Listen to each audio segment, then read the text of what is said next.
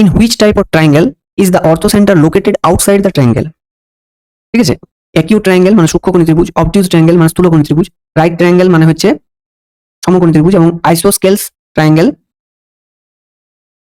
Triangle হচ্ছে যেটা হচ্ছে সমদ্বিবাহু ত্রিভুজ। তো এই চারটের ভেতরে বলছে কোথায় আউটসাইডে অবস্থান করে। এখানে আউটসাইডে অবস্থান করবে শুধুমাত্র অবটিউজ ট্রায়াঙ্গেলের ক্ষেত্রে। ঠিক আছে, কিভাবে অবস্থান করবে একবার ছবি দেখে নিলে তোমাদের বিষয়টা খুব ভালোভাবে ক্লিয়ার হয়ে যাবে। এই হচ্ছে একটা অবটিউজ ট্রায়াঙ্গেল।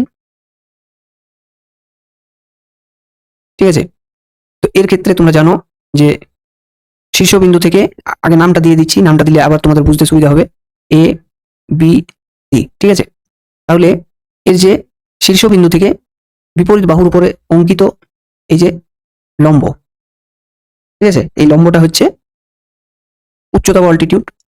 এবার দেখো এখান থেকে যদি তোমাকে এখানে আঁকতে হয় সেটা কিন্তু সম্ভব হচ্ছে না, তাহলে কি করতে হবে, এর বর্ধিত যে অংশ তার উপর তোমাকে আঁকতে হবে। তাহলে এর বর্ধিত অংশ দেখো, এর বর্ধিত অংশ হচ্ছে এইটা। এবার এখান থেকে সরাসরি যখন আঁকা যাচ্ছে, ঠিক আছে, তখন তুমি এটার নাম দিলে ডি। এবার দেখো এইখান থেকে যদি এর উপরে আঁকতে হয় সেটাও কিন্তু সম্ভব হচ্ছে না, তাহলে কি করব, আমরা এর যে বর্ধিত অংশ রয়েছে সেই বর্ধিত অংশের উপরে আঁকবো। কিভাবে দেখো,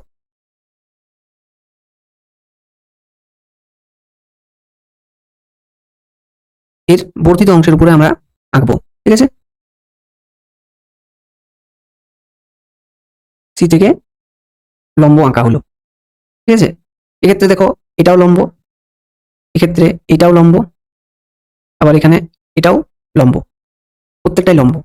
এবার এরা যখন পরস্পর ছেদ করবে, দেখো তখন কি হচ্ছে, কন্ডিশনটা এখান থেকে সরাসরি চলে গেল, আবার এখান থেকে সরাসরি চলে গেল, এখান থেকে সরাসরি চলে যাচ্ছে, এই জায়গাতে এসে মিলিত হচ্ছে। তাহলে তোমরা দেখতে পাচ্ছ যে তোমাদের ত্রিভুজ আছে এখানে, কিন্তু যেটা অর্থ সেন্টার পাওয়া যাচ্ছে সেটা হচ্ছে এইখানে। তাহলে আউটসাইড ট্রায়াঙ্গেলে থাকছে অবটিউজ ট্রায়াঙ্গেলের ক্ষেত্রে। আশা করি বিষয়টা তোমাদেরকে ক্লিয়ার করতে পারলাম। এটা CF নাম নিয়ে নিতে পারো। ঠিক আছে, ওইটা ক্লিয়ার হয়ে গেছে এবারে।